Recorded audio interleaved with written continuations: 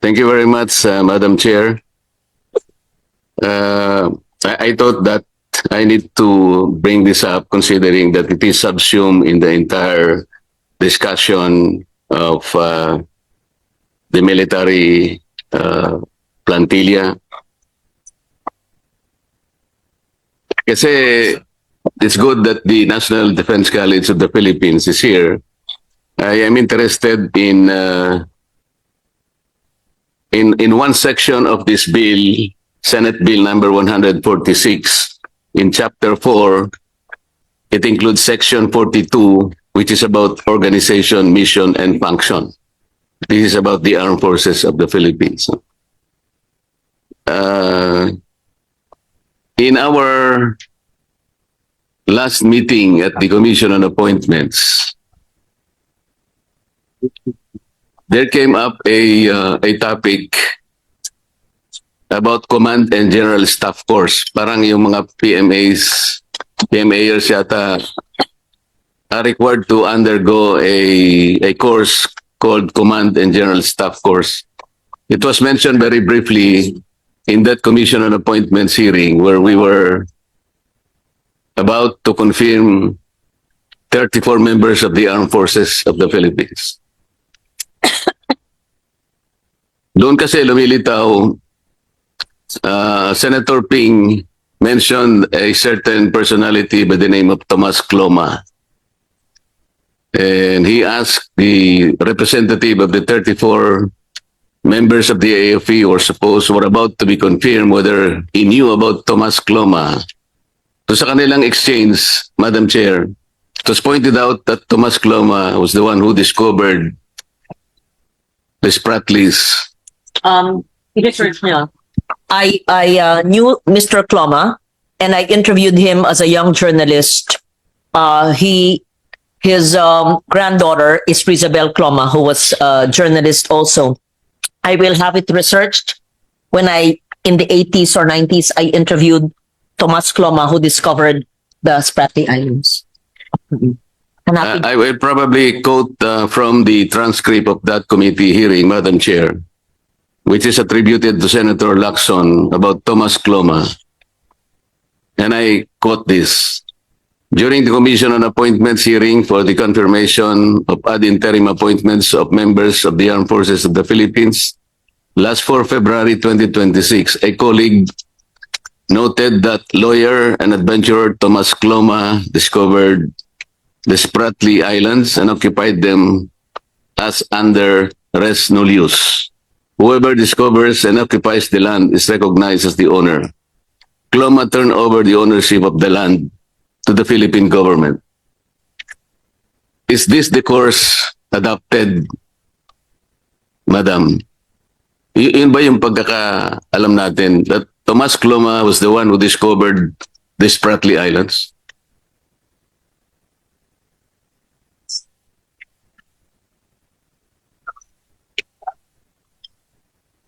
That's an story. Allow me to explain. Sinabi kasi ni Senator Ping doon, as the one who discovered, allegedly, the Spratly Islands, he turned over it to the Philippine government. And he said that President Marcos Sr. formalized that turnover. Yun ba yung part ng course? Is the syllabus really very clear on this? That Tomas Cloma discovered the Spratly Islands and it was turned over to the Philippine government because he was the one who discovered it. Yun ba yung history na pinag-aaralan dito sa Command and General Staff Course? Kasi ito yung kinuwento ni Senator Ping, and it seems to me that Captain Pilar, who represented the 34 members of the armed forces, confirmed that. I just want to confirm now before you kung talagang ito yung tinuturo sa course na ito. Good morning to our distinguished senator. Yes, If ma'am. I may be allowed to respond, sir. If the statement came from the AFP Command and General Staff College, I believe... No, this statement came from Senator Ping. That's why I'm trying to clarify and have it confirmed kung totoo ito ang itinuturo. Kasi sabi nung captain, he took this course in Camp Crame. Sabi ni Senator Ping, when he took this course in 1983, he took it in Fort Bonifacio. So nagkakaalaman sila about this course. But I'm talking about Tomas Cloma. Ito ba yung tinuturo sa course na siya nag-discover and he turned over it to the government of the Philippines? If I may, the General and Staff College, GSC, which I also took, is a different college from the National Defense College of the Philippines. Is the GSC represented here? Yes.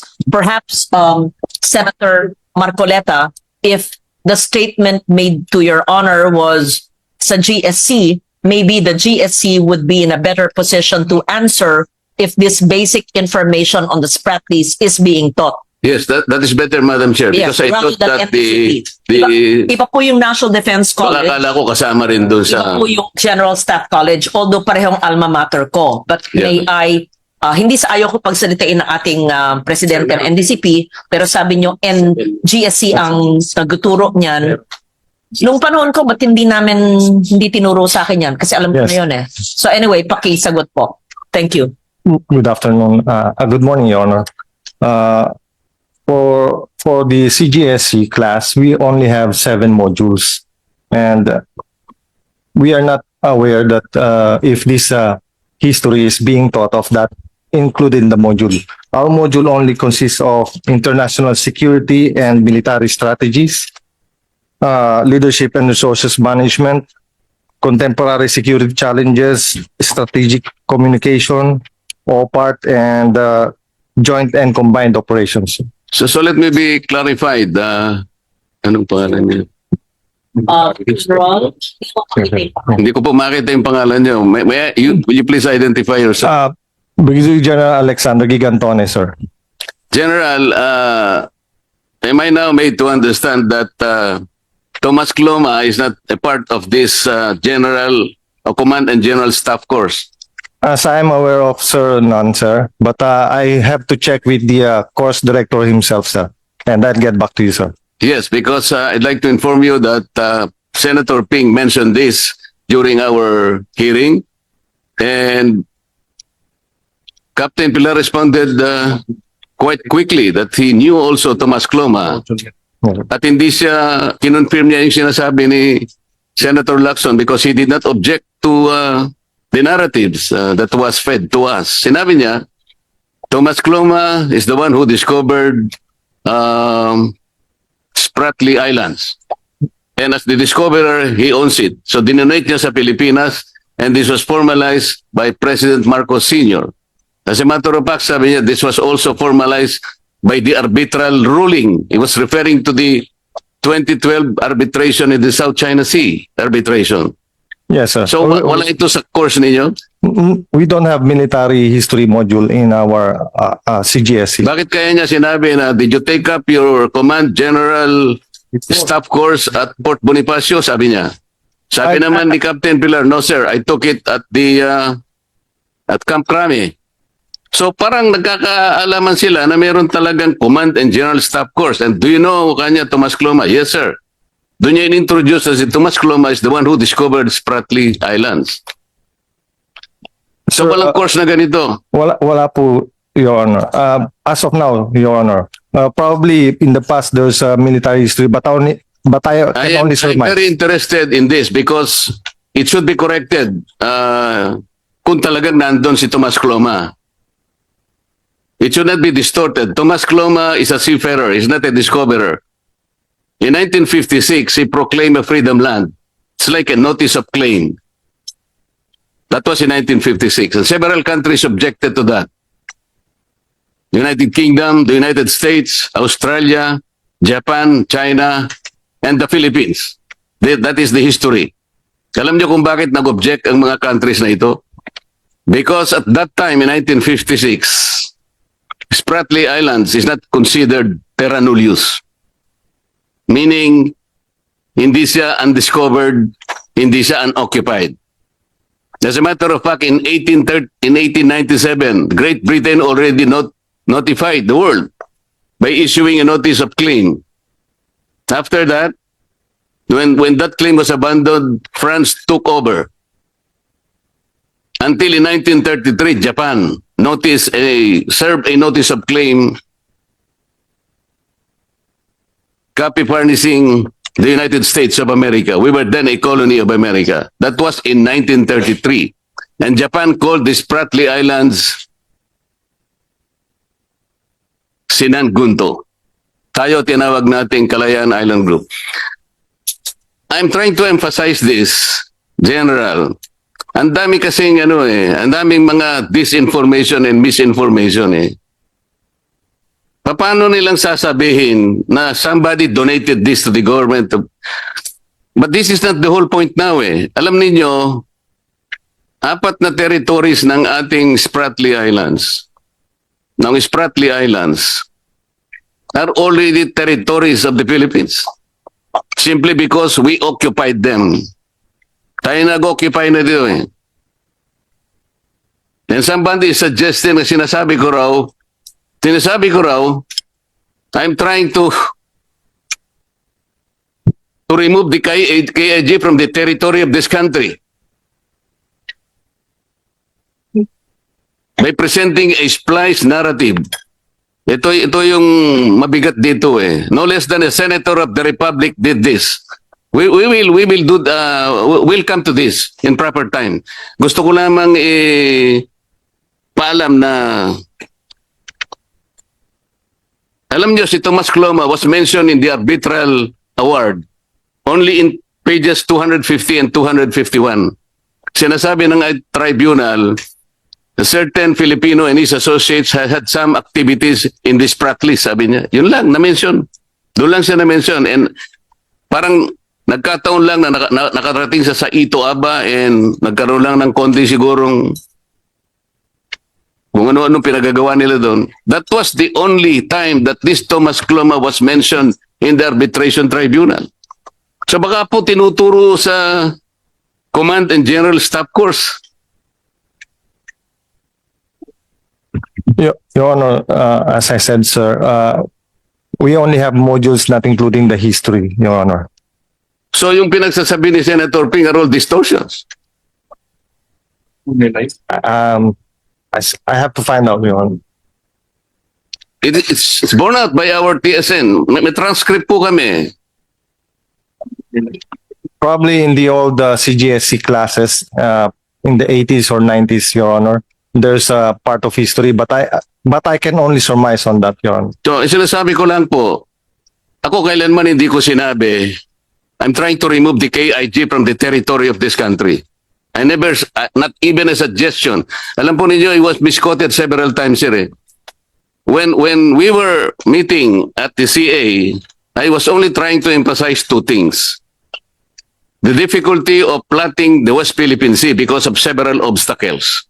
There are 3 articles of the UNCLOS that will be contradicted if we will encircle the West Philippine Sea with the KIG. Pero hindi ko po problema yon. Problema na ng NAMRIA kung paano natin gagawin. I hope we can help NAMRIA plot the map of the West Philippine Sea in our lifetime. Pero hindi ko kailanman sinadjust. Sinabi ko lang, napakahirap talaga kako. Alam mo, after 14 years, you may want to look back at Administrative Order number 29, which was issued by President Pinoy in 2012.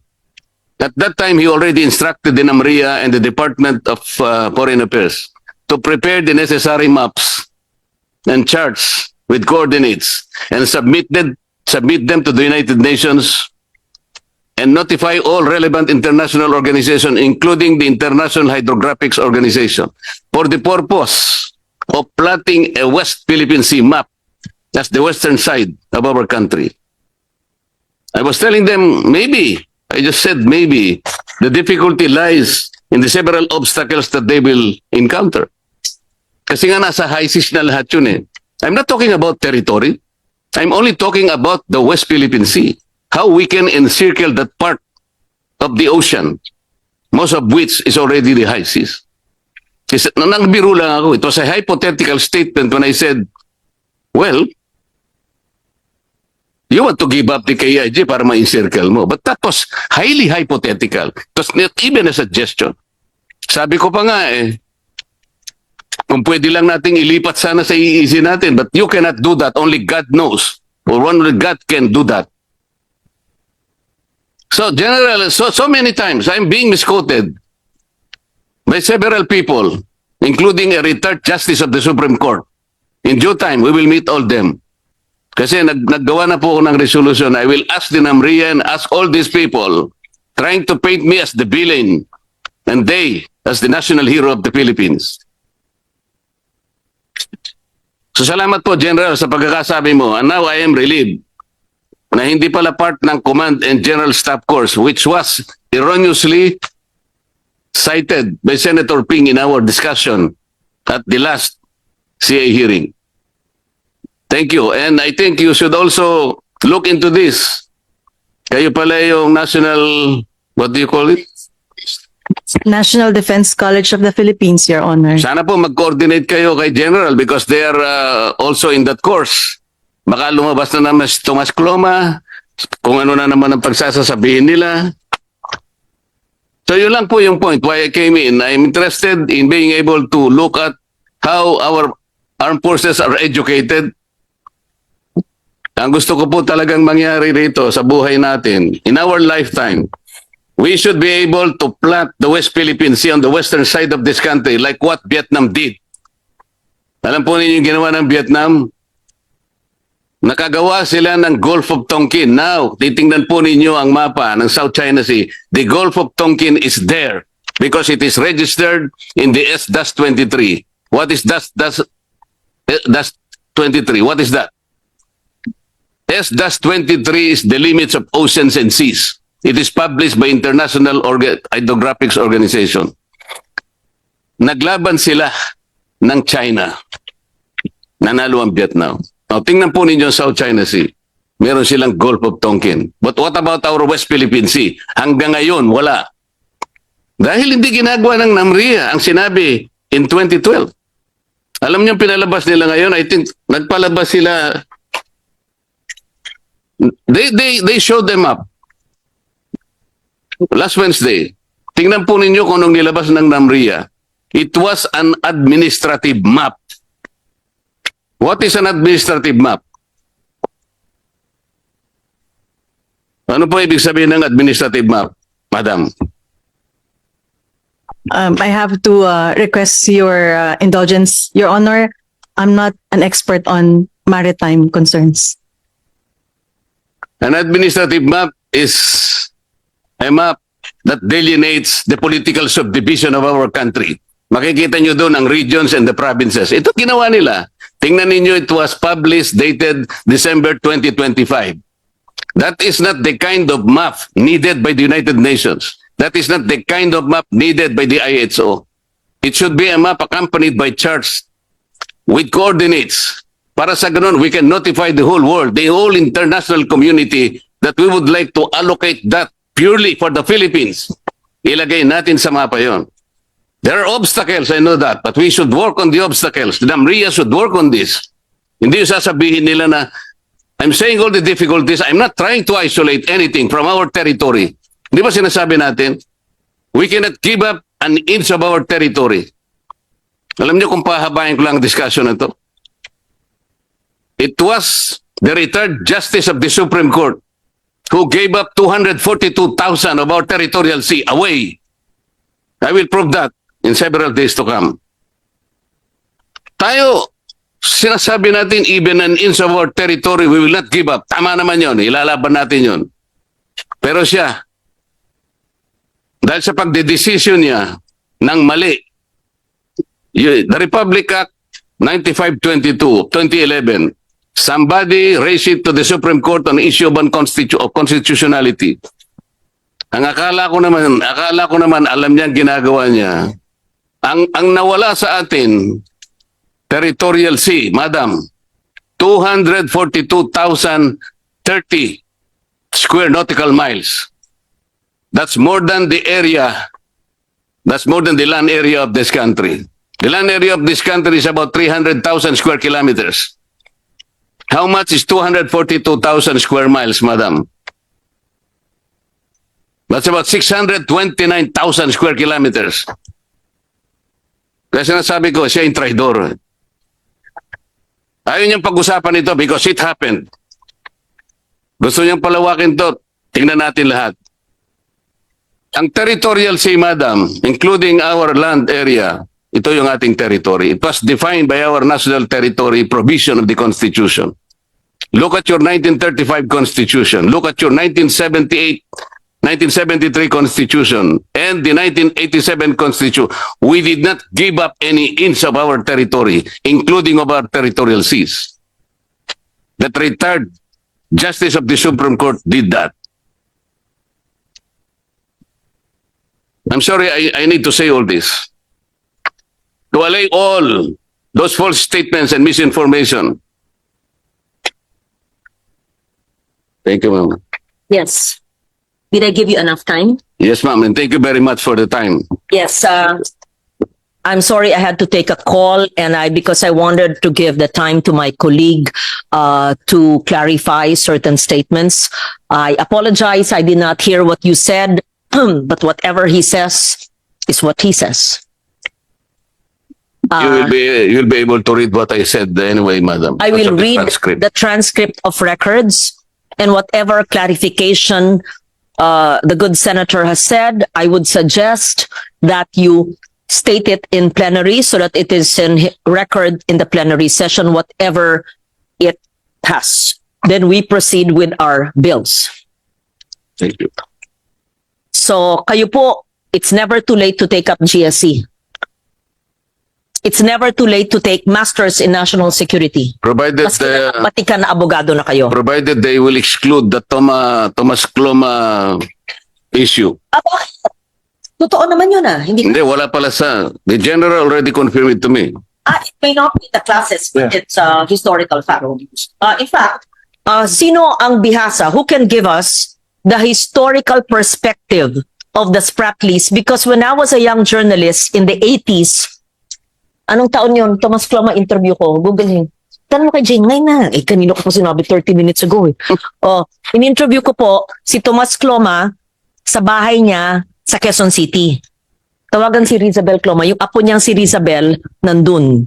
But retired na si Rizabel. That was like, I was in my 20s. Then I interviewed Thomas Cloma. And we talked about the Spratlys in the 80s. And then, fast forward 1992, I took up my master's in national security at 32 years old. At the Blue Book, one of our exams, in the term paper, was on the South China Sea issue on the Spratlys. Wala pang computer no, wala pang soft copy. Handwritten ko yun sa isang Blue Book ko. Mahahanap kaya ng NDCP yung Blue Book ni Loren Legarda noong 1992. Kung meron yun, as early as 1992 po, ay sumusulat na ako about the Spratly Islands. Madam Chair, wala po akong problema kay Thomas Cloma kung ang pinag-uusapan lang, nakarating siya sa Ito Aba, kasama niya yung kanyang mga associates, sapagat nakarecord ito sa history ng arbitration. At siya rin naman ay nakapunta sa kanyang mga associates. Very briefly, sabi ng arbitration, nandun siya, pero wala siyang residence doon, hindi man siya nangisda doon. They were talking about the historical rights of who fish in that area, who mine in that area. So nabanggit talaga ang pangalan niya na he had some activities, although briefly, in the Spratlys as well as in Ito Aba. Yun ay hindi natin pwedeng alisin sa history. Ngunit kung itinuturo po nila na Thomas Cloma ay siyang nag-discover ng Spratlys, ang dami pong bansa ang talagang nag-object. Kaya baka mamamali po yung mga estudyante na magte-take up ng course na yan. At lalong-lalo naman, hindi niya i-donate because paano niya po i-donate? On record po ito, the Philippines is one of those countries who objected kasi nga hindi siya terra nullius eh. Meaning to say, there are a lot of discoveries already prior to 1956 when he declared a freedom land. Yun lang po ang part na dapat wag nating susundin dahil mali yun. Lalong-lalo naman na sinabing dinonate. At yan daw ay formalized sa Presidential Decree 1596. Maling-mali po yun. Kahit basahin po ninyo yung PD 1596, wala pong sinasabi tungkol kay Thomas Cloma. Yun po yung lang gusto kong burahin natin. Pag-aari po natin yung occupied territories natin not because they were discovered or donated by Thomas Cloma. Pag-aari natin simply because nandun ang mga tao natin and we have effective control. Under public international law, kung sino merong effective control, siya yung may-ari. That's the status now. So wag nating sasangkot si Thomas Cloma sa mga bagay na hindi tama para sa kanya. So yun lang pong i-correct natin. Let us cleanse the part of that course na pinalalabas na discoverer siya at dinonate na at pinormalize ni President Marcos in his presidential decree. That was all wrong.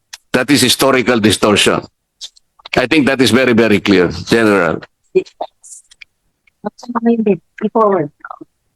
Thank you po. So, nakikinig. Hindi. Pasensya na po. Oh. 1991 po, nakilala ko si Tomas Cloma. Oo, 1991 pala. Sige. Nakinig po ako. Sige, then I'll have a transcript. Have you clarified, you want to read something to record?